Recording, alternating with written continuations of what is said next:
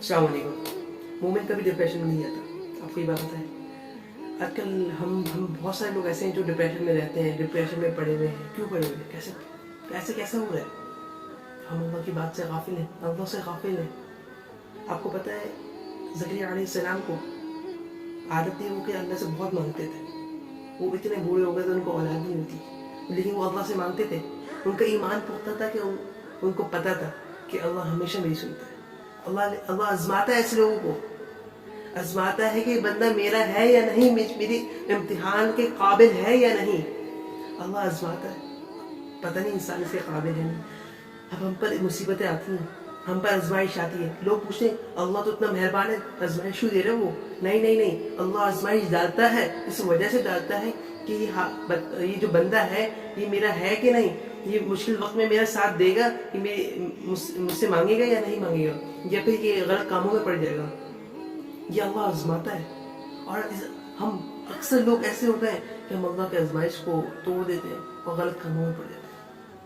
आज हमारे डिप्रेशन की वजह क्या है कि हम अल्लाह को भूल गए, अल्लाह के कॉल को भूल गए। अल्लाह जब मोमेंट पर परेशानी डालता है तो उसको उसके बदले, हर एक परेशानी के बदले उसको उल्टा नेके दे रहा है, क्योंकि अल्लाह जानता है कि वो किस तरीके से इसको बर्दाश्त कर रहे हैं, इस इम्तिहान को बर्दाश्त कर रहे हैं। तो अल्लाह हर एक सेकंड के उसके बदले नेके दे रहा होता है। देखिए अल्लाह ताला ने अगर हम पे मुसीबत डाली हुई है ना, तो उसके बदले अल्लाह ताला हमें नेकियां दे रहे हैं। वो हमें आजमा के देख रहा है कि ये बंदा है मेरा या नहीं। देखो अगर तुम कामयाब हो गए ना इस टेस्ट में, तो तुम्हारा बेड़ा पार हो गया, तुम्हारा बेड़ा पार हो गया, तुम्हारा दुनिया भी बन गई, आखिरत भी बन गई, बस तुम इस इम्तिहान के काबिल हो। देखो अल्लाह ताला अमीरी को भी इम्तिहान में डालता है, तो किसी गरीब को भी इम्तिहान में डालता है।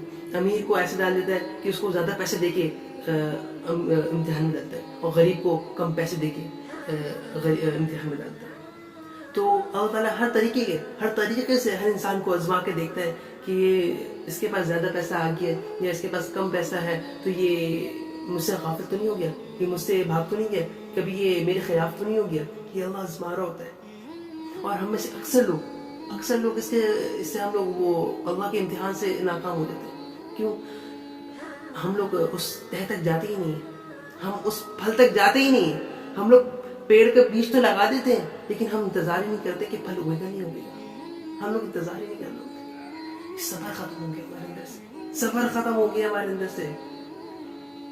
सब्र को लाओ, सब्र। अल्लाह ताला फरमा रहे हैं इन्नल्लाह मअस साबिरीन, सब्र करने वालों के साथ है अल्लाह। बेशक अल्लाह सब्र करने वालों के साथ है। और कुरान में अल्लाह ताला फरमा रहे तो मोमिनो तुम सब्र करो, अल्लाह फरमा रहे।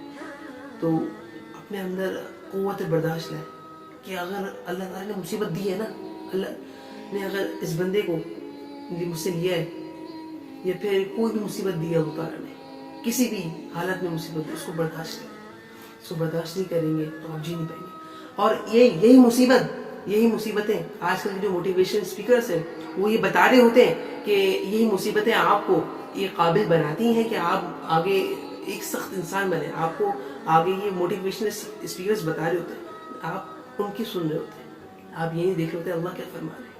अल्लाह भी तो यही फरमा रहे हैं, अल्लाह ने भी तो ये बोला है, लेकिन हम अल्लाह के सुनते गए कब है? अल्लाह की सुने कैसे? अल्लाह की हम कुरान पढ़ते ही नहीं है तो समझे कैसे? हम कुरान को समझते ही नहीं है तो हमें समझ में आएगा कैसे? तो ये हमारे कुछ डिफेक्ट्स है, हमारी नाकामी की वजह यही है। तो मोमिनो अपने हालात को सुधारो।